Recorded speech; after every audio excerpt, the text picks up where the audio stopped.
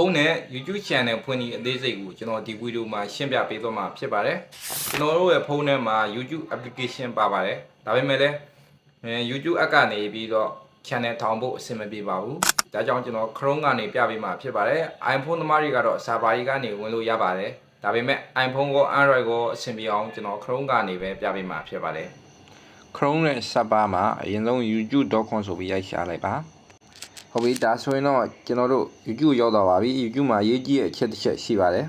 ကျွန်တော်တို့ desktop site ပြောင်းမှာဖြစ်ပါတယ်ဘယ်လိုပြောင်းမလဲဆိုတော့ဒီဖုန်းရဲ့ဒီညာဘက်တောင်အောင်လေးမှာအဆက်ကလေး30ရှိပါတယ်အဲ့အဆက်ကလေး30ကိုနှိပ်လိုက်ပြီးရင်အောက်ကလေးနည်းနည်းဆွဲပြီးတော့desktop site ဆိုတဲ့ဟာလေးကိုအမှန်မချစ်ရသေးရင်အမှန်ချစ်ထားလိုက်ပါကျွန်တော်ကတော့အမှန်ချစ်ပြီးသားဖြစ်သည့်အတွက်ဒီတိုင်းပဲထားလိုက်ပါမယ်ဒီအပေါ်ဆုံးက icon လေးကိုတစ်ချက်နှိပ်လိုက်ပါ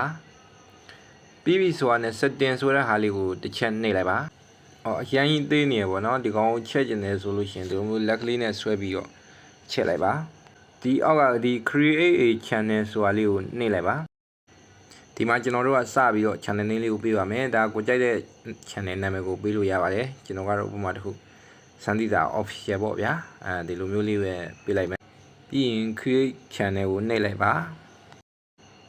ဒါဆိုရင်ကျွန်တော်တို့ YouTube channel လေးရရှိပါပြီကျွန်တော်တို့ရဲ့ channel ကိုဒီ customize တွေချင်ရမယ် setting တွေချင်ရပါမယ် customize channel ကိုနှိပ်လိုက်ပါကျွန်တော်တို့ YouTube story ကိုရောက်သွားပြီပဲဖြစ်ပါတယ်ကျွန်တော်အရင်ဆုံးပေါ်ဆုံးမှာတွေ့ရမှာတော့ banner ပေါ့ဗျာ banner အကြောင်းကတော့ကျွန်တော်ပြီးမှရှင်းပြမယ်ပေါ့နော်ပြီးရင် profile ကျွန်တော် profile ကတော့လွယ်လို့ထည့်ပြလိုက်ပဲပေါ့နော်အဲဒီ upload လေးကိုနှိပ်လိုက်ပါပြီးရင်ကိုကြိုက်နေတဲ့ profile ပုံတစ်ပုံကိုထည့်လိုက်ပေါ့ဗျာပြီးရင်ဒီအောက်နားလေးမှာ description ပေါ့ဗျာ description ကတော့ဒီပေးရဲ့ဒီ channel ရဲ့အကြောင်းအရာပေါ့ဥပမာတစ်ခုကိုယ့်ရဲ့ channel ကကက် editing နဲ့ပတ်သက်တာလေးမျှဝေနေရဆိုရင်ကျွန်တော်ရဲ့ channel ကတော့ဒီကကက် editing ကြည့်သူတွေနဲ့ပတ်သက်တဲ့နည်းပညာလေးတွေကိုနေ့စဉ်တင်ဆက်မျှဝေပေးမှာဖြစ်ပါတယ် channel လေးကို like and subscribe လုပ်ပေးပါဒီလိုမျိုးလေးရေးရအောင်မိတ်ဆွေတို့ channel နဲ့ပတ်သက်တဲ့အကြောင်းအရာလေးတွေကို description မှာရေးရမှာဖြစ်ပါတယ်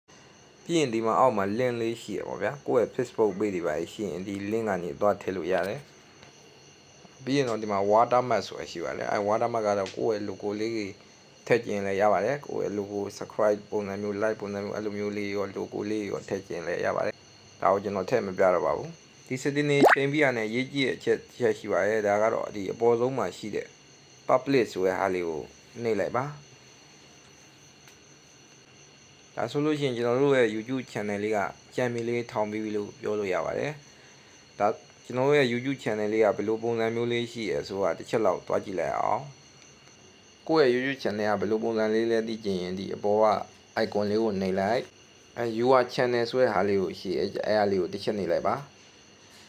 ဒါဆိုလို့ရှိရင်ကျွန်တော်တို့ဒီစန္ဒိတာ official ဆိုတဲ့ YouTube channel လေးတစ်ခုရရှိသွားပါပြီ YouTube channel လေးရသွားပြီဆိုတော့ကျွန်တော်တို့နောက်ဗီဒီယိုမှာဒီ channel လေးမှာဗီဒီယိုတွေကိုဘယ်လိုတင်ရတယ်ဆိုတာကိုအသေးစိတ်ရှင်းပြပေးသွားမှာဖြစ်ပါတယ် channel လေးကို like and subscribe မလုပ်ရသေးရင်လည်း like and subscribe လုပ်ဖို့မမေ့နဲ့နော်